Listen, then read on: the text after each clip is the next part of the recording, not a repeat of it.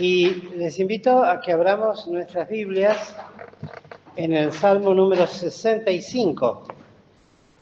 Un salmo que no hace mucho tiempo meditamos la primera parte del mismo y nos vamos a hacer mención entonces de lo que ya hemos hablado, pero sí es un salmo que es pletórico en verdad de bendiciones y de maravillas que Dios hace con los hijos de los hombres. Y aún con nosotros, encabeza esta página, los que tenemos la versión antigua, el versículo número 2, diciendo: tú oyes la oración, y a ti vendrá toda carne. Una bendición realmente grande el pensar que nuestro Dios y Padre Celestial tiene sus oídos abiertos para oír la oración de sus hijos que se allegan a Él para orar, ya sea desde ya en forma privada, íntima, en nuestra cámara secreta, en lo íntimo del corazón, en el pensamiento, como también en este tipo y carácter de reunión, que es una oración pública, donde no solo nosotros nos escuchamos y debemos aprender a hacerlo para orar con propiedad, escuchar lo que oramos, sino también entender que sobre todas las cosas hay alguien que está oyendo nuestras oraciones y toma nota de cada una de aquellas cosas que ponemos frente al trono de su gracia. La bendición es que en este tiempo, más aún todavía, si ya lo decía el salmista, en tiempos de una dispensación distinta, donde era exclusiva este tipo de oraciones y de cánticos, como el Salmo 65, para los judíos y particularmente para los judíos devotos, creyentes.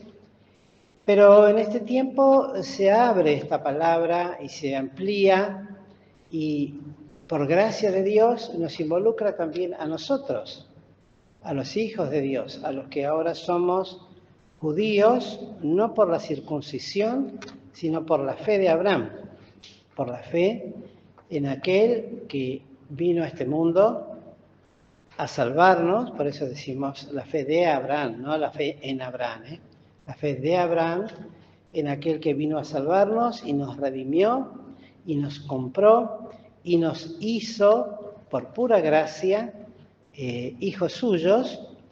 Y entonces esto involucra a todos aquellos que han creído en su nombre. El Señor Jesús, cuando oraba en su oración sumo pontificial, allí en San Juan 17, decía: y a aquellos que han de creer en mi nombre por la palabra de ellos. Quiere decir que estaba hablando también ya en una forma de proyección hacia el futuro, viendo la iglesia que se formaría a cada uno de los que hoy estamos aquí. Esta es la maravilla de Dios, que puede no solamente ver el futuro, sino ver particularmente a cada uno. Ya nos vio desde la eternidad antecedente y nos vio en este tiempo y nos verá eternamente. Y esto, hay un versículo muy lindo que también corrobora este hecho, que está en Deuteronomio, el capítulo 11,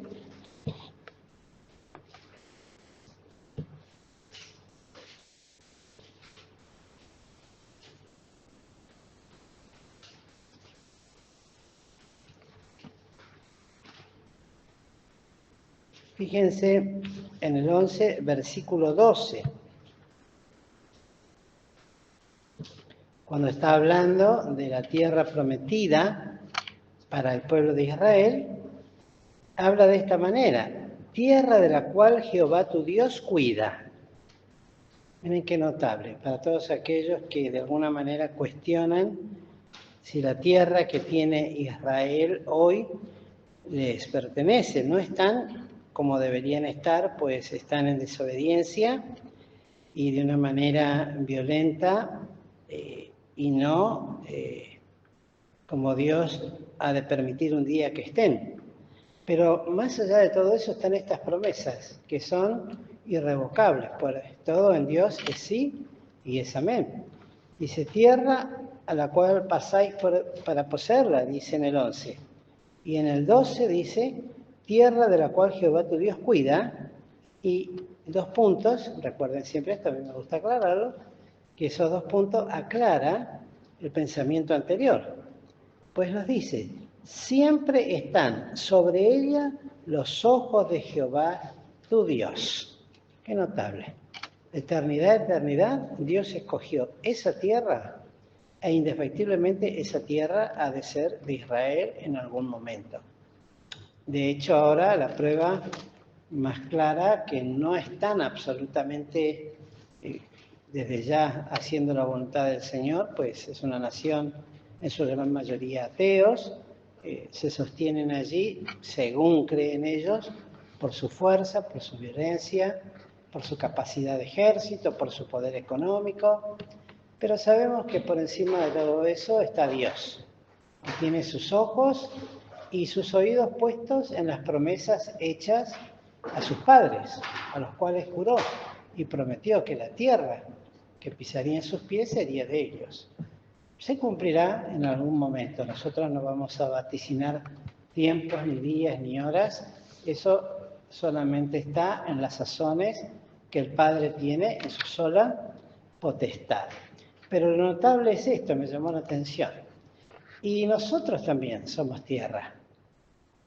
Más allá de la tierra que está hablando acá, de la tierra prometida, nosotros somos tierra, pues hemos sido tomados del polvo de la tierra y formados a imagen y a semejanza de aquel que nos creó. Y lo notable de todo este pasaje que luego sigue en este capítulo 65, habla justamente de toda la obra que Dios ha de realizar en esa tierra. Lo vamos a leer solamente, pues dice desde el versículo, después de hablar, de oír la oración, que es dichoso al hombre que él escoge para habitar en ella, en su habitación, y luego desde el 5, luego de hablar de ser saciados también, del bien de tu casa, desde el 5 empieza a hablar de tremendas cosas. Tremendas quieren decir cosas realmente que conmueven, dignos de ser temido por lo terrible, cosas que puede realizar. Y es notable porque entre ellas se está hablando de las obras del Señor Jesús mismo. Pues dice que con tremendas cosas en justicia nos responderás tú, oh Dios de nuestra salud. Y esa justicia habla de la ley de Dios, de la palabra que Dios le da. No leímos porque no hay tiempo, pero tiene que ver también con esa tierra que ellos poseerían y que les sería de gran bendición. Y si ustedes después léanlo si quieren, porque dicen, no es como la tierra de donde te traje, que era como sembradío de hortalizas, donde pisaba tu pie y una tierra simple. La tierra a la cual los pasaba era una tierra que fluía leche y miel. Y eso es una figura principalmente de la riqueza de lo que era esa tierra cuando Dios los habría de llevar pasando el Jordán cuando tomaran la tierra prometida.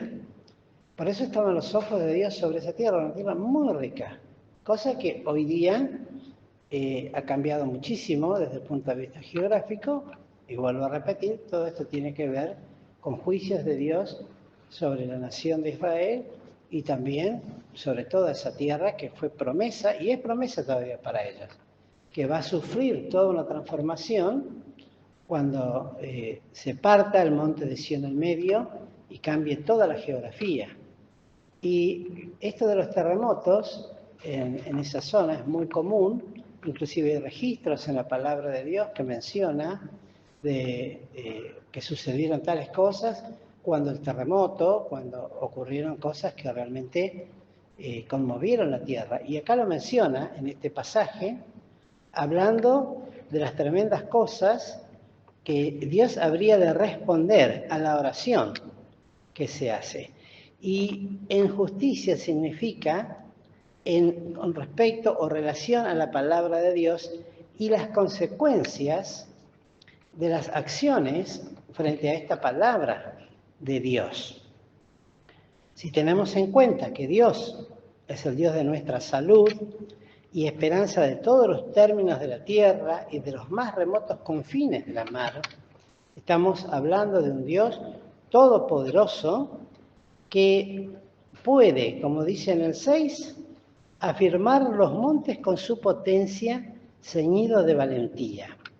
Y en la Biblia hay un salmo que cantamos, aunque los montes sean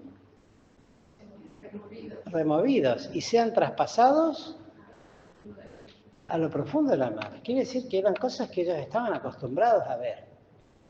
Y el Señor mismo utiliza esa figura cuando dice, y seguramente cuando inspiraba esta palabra, en su momento, pensaba en el poder de su grandeza, cuando hacía estas afirmaciones, cuando le decía a sus discípulos, porque ninguna palabra es en vano, ni hueca ni vacía, ni figurativa solamente, sino que había en él un verdadero respaldo.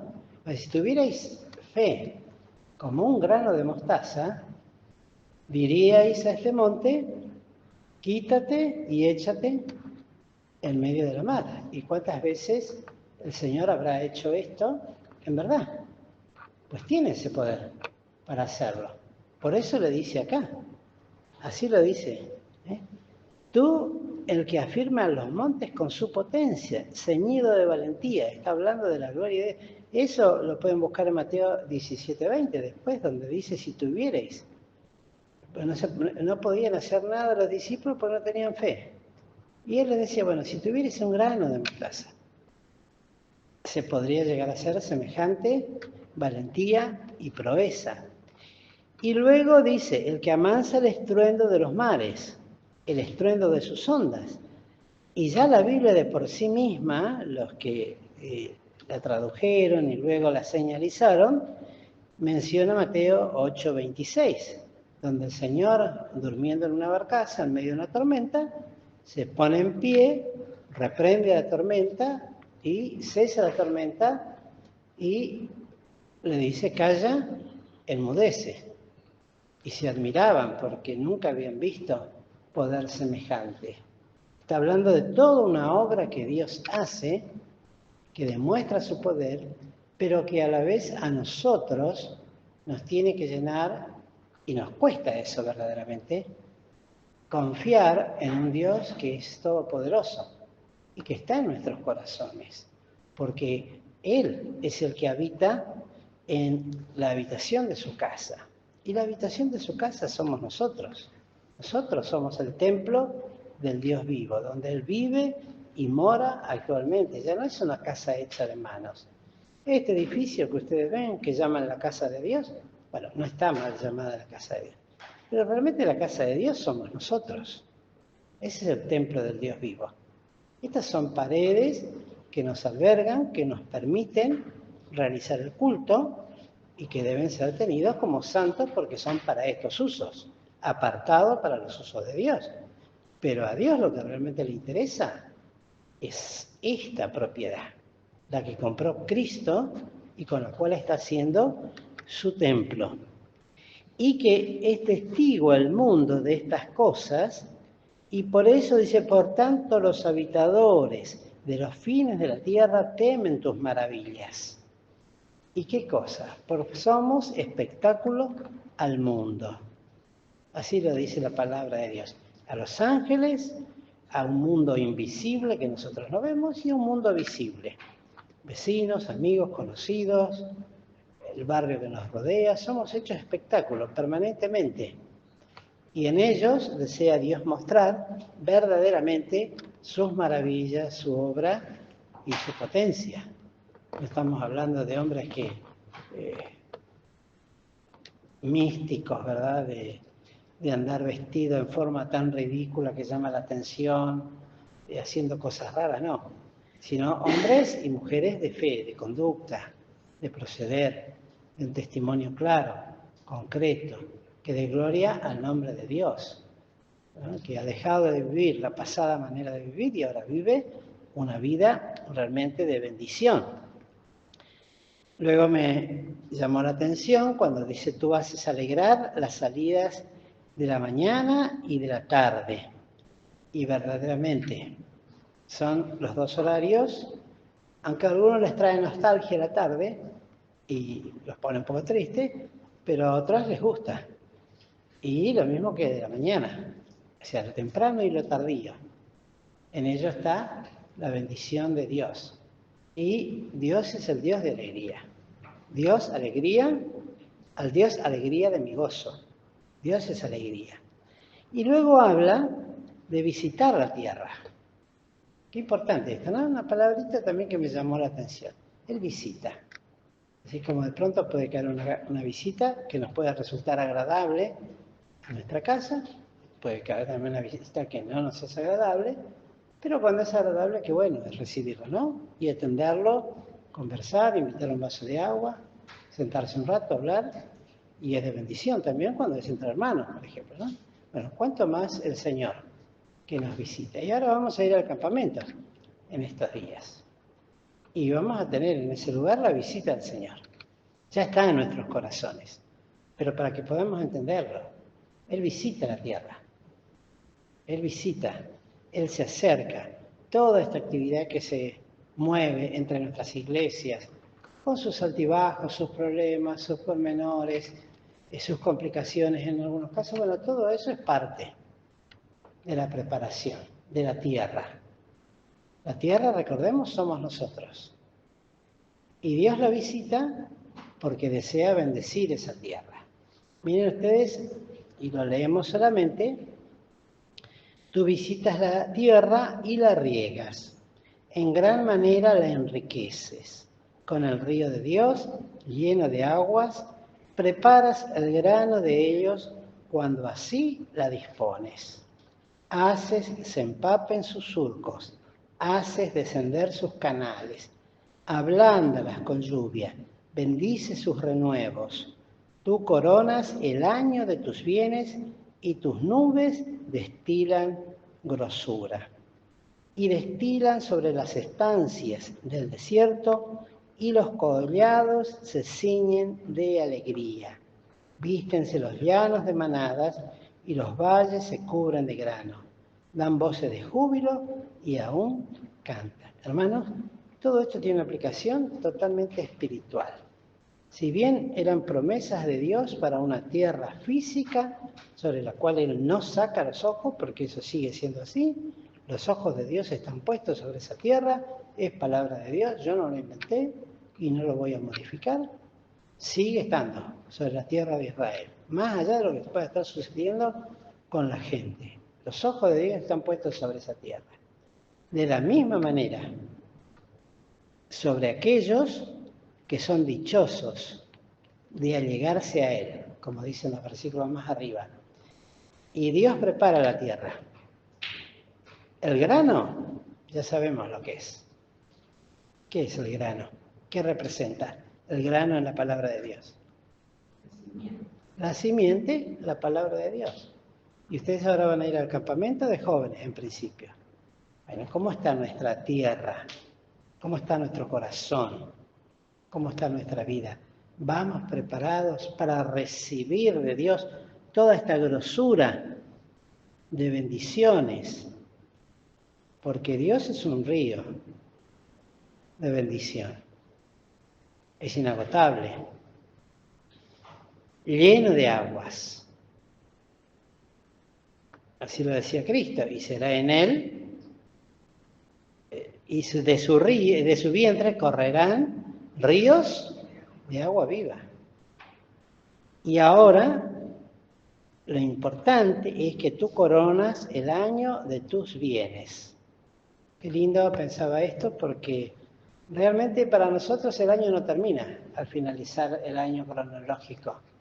Es como que esperamos el campamento para finalizar un año y comenzar. Es un hito, es un mojón en nuestras vidas. Son días de bendición, donde vamos y el Señor nos prepara, nos habla, nos va llevando. Tal vez el primer día estemos de una manera, el segundo ya va a ser distinto, el tercero también, y el cuarto día, si hemos permitido, esas aguas ya han empapado los surcos. Y el grano sembrado, que es la palabra de Dios, ha de dar su fruto si ha caído en buena tierra. La garantía es la palabra de Dios. Pues dice, llenas, y tus nubes destilan grosura, destilan sobre las estancias del desierto y los collados. Los collados son pequeñas protuberancias sobre los valles, ¿no? Pero en la Biblia los collados tienen la figura y la aplicación de los deseos más profundos del corazón. De lo más profundo del corazón. ¿Qué es lo que hay en nuestro corazón? Que vamos al campamento este año y tal vez está en lo íntimo, en lo secreto. Solamente Dios conoce. Otras cosas las conversamos. Hay otras cosas que seguro no las conversamos con nadie, pues son mías, son íntimas y solamente Dios lo sabe y Dios obra. Bueno, se ciñen de alegría. ¿Cuál es la alegría que tengo que tener desde el punto de vista espiritual al participar ahora de estas actividades que se organizan con ese propósito, para que el nombre de Dios sea glorificado? Los ojos de Dios están puestos sobre esa tierra. Los ojos de Dios están puestos. No es cualquiera que está mirando. Más allá que hay otros seres que están mirando para estropear si pueden, o para malograr, o para robar, o para quitar el grano que se ha sembrado. No obstante, Dios se toma el trabajo de empapar sus surcos, de descender por sus canales. ¿Dónde está la figura, no? Como el agua corre. Es el agua de Dios, con un propósito, que nosotros y ustedes sean bendecidos. Y de cada uno depende, de la disposición del corazón. Decía el salmista, mi corazón está dispuesto.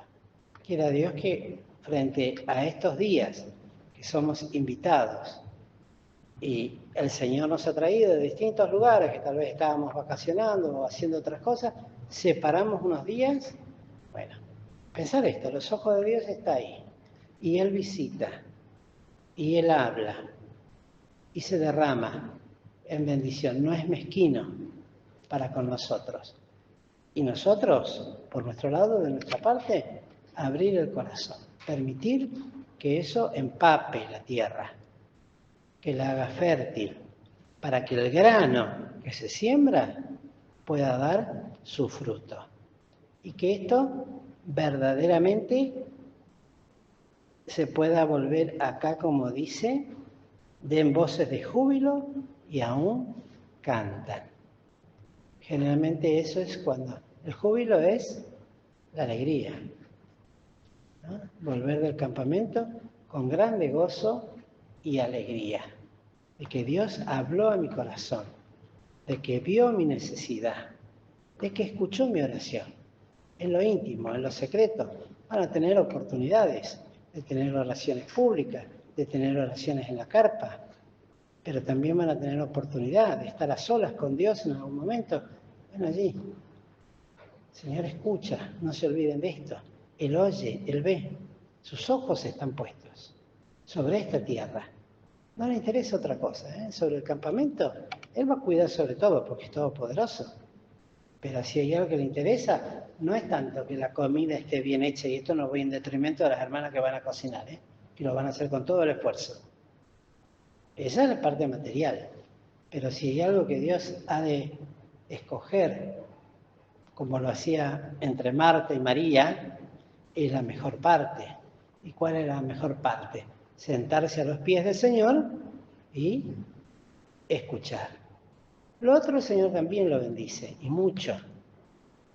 Pero si llego a volver, me acuerdo cuando éramos más jóvenes, había chicos que hoy son jóvenes como ustedes, ¿no? Tal vez un poco más grandes, pero decían, comimos bien, dormimos bien, jugamos bien. Ese era el resumen del campamento. Y alguno se portaba mal y por culpa de uno pagábamos todo. Eso es lo básico, podríamos decir, lo elemental de un chico. Nada espiritual. Nada espiritual. Pero lo precioso sería decir, bueno, fui al campamento y el campamento encontré en ello lo que tanto buscaba mi alma. Aún los deseos más profundos de mi corazón, Dios me los contestó. Porque Él es fiel a sus promesas. Que el Señor les bendiga, queridos jóvenes y mayores también, los que han de participar de estos campamentos, no solamente en estos, sino también en los que siguen en las distintas tareas. Recordemos esto, que cuanto más nos dispongamos a servir al Señor, tanto mejor vamos a servir. Y hagámoslo con total humildad, pensando que todo lo que hagamos, sea de palabra o de hecho, es para el Señor, pues al Señor Cristo servís. Él va a hacer su parte sin lugar a dudas, sin lugar a dudas. Él lo va a hacer. Puede mover un monte, no va a poder mover las piedras de mi corazón, lo puede hacer. Puede llenar la tierra de lluvia y de bendición, no va a poder llenar de bendición mi corazón si se abre. Bueno, confiemos, sencillamente. Tengamos, Señor, la oración de ese Señor, por lo menos ayúdame, dame, pues por lo menos un granito, si tuviera ese granito, dame ese granito. Qué bendición. El Señor pues nos bendiga, queridos hermanos.